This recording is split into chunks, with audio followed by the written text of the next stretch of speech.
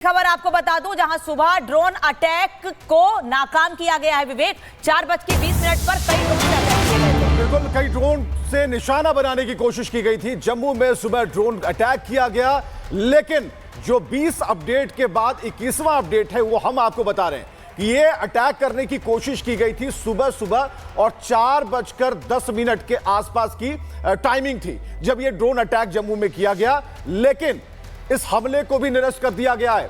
तो ये और जतिन हमारे साथ मौजूद हैं। जतिन, ड्रोन अटैक और जरा इस पर अपडेट बताइएगा।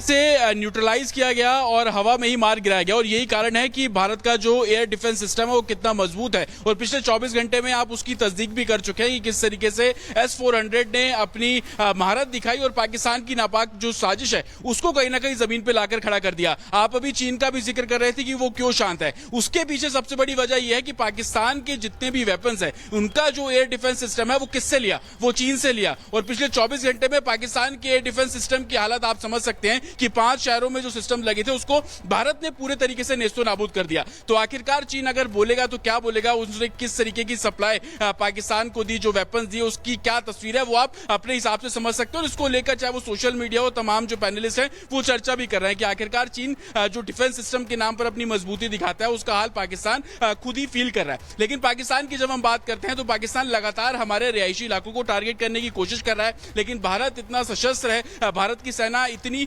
ताकतवर है कि वो हवा में ही उन सारी जो नापाक कोशिश है उनको नेस्तो नाबूद कर रहा है। लेकिन तस्वीरें सांबा से भी नजर आई जिसका मैं जिक्र कर रहा था कि अभी भी पाकिस्तान समझने को तैयार नहीं है, अभी भी पाकिस्तान इस बात को नहीं मान रहा है कि वो आतंकवादियों के साथ खड़ा है। क्योंकि सांबा में जो तस्वीरें देखने को मिली वो बिल्कुल इसके जैसी ही थी कि किस तरीके से अभी भी वो आतंकियों को घुसपैठ करने की कोशिश कर रहा है। जिस तरीके के आतंकी थे वो कौन थे, वो जैश ए मोहम्मद के थे। जैश ए मोहम्मद कौन, जो मसूद अजहर है, वो मसूद अजहर क्या भावलपुर में जो ऑपरेशन सिंदूर को अंजाम दिया गया। लेकिन ये साठगांठ कब पाकिस्तान तोड़ेगा, और इसी को लेकर भारत की लड़ाई है। और हर बिल्कुल जतिन, और आप कहीं ना कहीं पाकिस्तान को उसकी सच्चाई पता भी चल गई होगी। अब आपको एक और जानकारी देते जाए, LOC पर एक बार फिर से सीजफायर का उल्लंघन किया गया है। पाकिस्तान ने सीजफायर फिर से तोड़ा है। राजौरी में सीजफायर का उल्लंघन किया गया, 15वां दिन है ये सीजफायर का, लेकिन पाकिस्तान अभी भी रुकते हुए नजर नहीं आ रहा है। उसी की तस्वीरें हम आपको उरी से भी दिखा रहे थे कि सीजफायर की वजह से वहां पर गाड़ियों को नुकसान पहुंचाया गया है।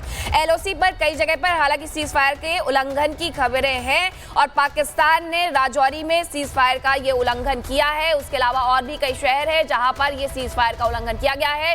तस्वीरें आपको राजौरी से दिखा रहे हैं, पुरानी तस्वीर है ये, और राजौरी से जो ये तस्वीर सामने आई है वो बता रही है कि सीजफायर का उल्लंघन किस तरीके से पाकिस्तान की तरफ से। जम्मू कश्मीर, पंजाब, राजस्थान, गुजरात, हर जगह से पूरी अपडेट, हर तस्वीर आप तक पहुंचा रहे हैं कैसे भारतीय सेना पाकिस्तान के हमलों को नाकाम कर रही है।